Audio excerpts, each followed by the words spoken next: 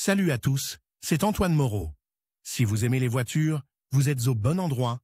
Continuez à regarder cette vidéo, on passe tout de suite au sujet du jour. L'utilisation de moyens de transport motorisés pendant la saison froide est associée à un certain nombre de problèmes. Outre le remplacement saisonnier des pneus, du liquide lave-glace et de l'huile machine, il est également nécessaire de vérifier l'état de la batterie. Si l'électrolyte gèle dans la batterie, son boîtier peut perdre son étanchéité et les plaques de plomb qu'il contient seront détruites. Cause du gel de l'électrolyte dans la batterie. L'électrolyte est un mélange d'eau distillée et d'acide sulfurique. À l'état normal, la densité de la substance varie entre 1,27 et 1,28 g/cm3. Le mélange peut alors geler si la température ambiante descend à 70 degrés Celsius. Seule une batterie entièrement chargée peut être utilisée à cette température. Si la valeur de la densité est plus basse, le point de congélation de l'électrolyte dans la batterie sera également plus bas. La glace dans la batterie apparaît en raison d'un changement dans la densité de son mélange de travail. Les principales causes de la diminution de la densité sont les suivantes: une décharge importante de la batterie,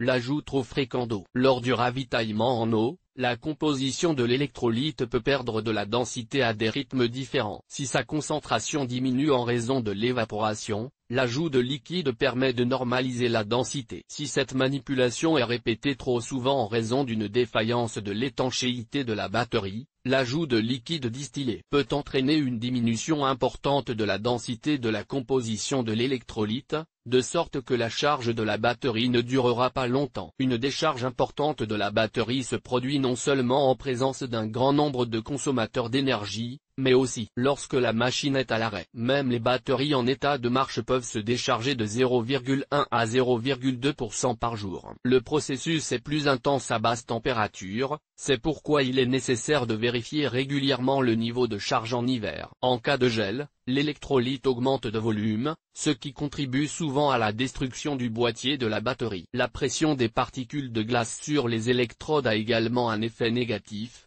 qui se manifeste par l'effritement de la composition active et le gauchissement du métal. En outre, si une batterie gelée a été garée dans une voiture et qu'à la suite de ce processus, son boîtier a été endommagé, après le dégivrage, la substance caustique qu'elle contient endommagera les éléments métalliques qui se trouvent à proximité. Que faire si l'électrolyte a gelé? Lorsque la batterie est gelée dans la voiture, la première chose à faire est de déconnecter tous les contacts et d'inspecter visuellement son boîtier. S'il y a des fissures apparentes, la batterie devra être mise au rebut, car il est impossible de l'utiliser à nouveau. Si l'électrolyte a gelé et que le joint de la batterie n'a pas été rompu, l'appareil doit être placé dans une pièce chauffée dès que possible. Ne chargez pas la batterie de voiture immédiatement, sinon les plaques de plomb risquent d'être endommagées. Pour éviter que l'électrolyte ne s'écoule, vous pouvez placer la batterie à décongeler dans n'importe quel récipient en plastique. Toutefois, cette opération ne doit pas être effectuée lorsque le corps de l'appareil présente des fissures, des éclats ou d'autres dommages mécaniques. Après le dégivrage et le réglage de la température de l'électrolyte à une valeur normale, la batterie doit être chargée avec du courant électrique à 10% de sa capacité. La durée de chargement est de 10 heures. Comment éviter le gel de l'électrolyte dans la batterie? Pour éviter le gel du mélange électrolytique,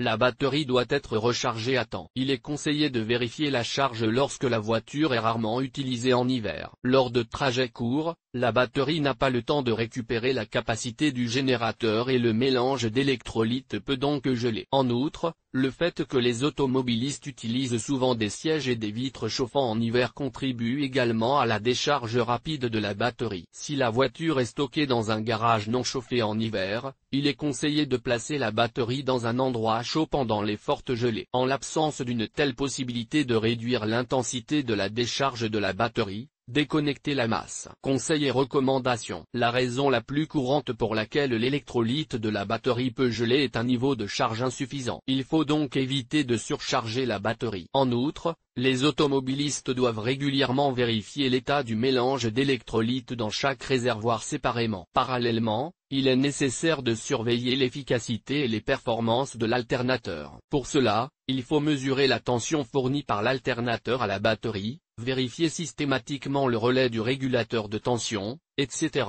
Si des défauts sont détectés, il faut y remédier immédiatement. Certains automobilistes utilisent des dispositifs spéciaux sous la forme de boîtiers conçus pour chauffer les batteries. Ces mallettes thermiques sont vendues dans les magasins automobiles.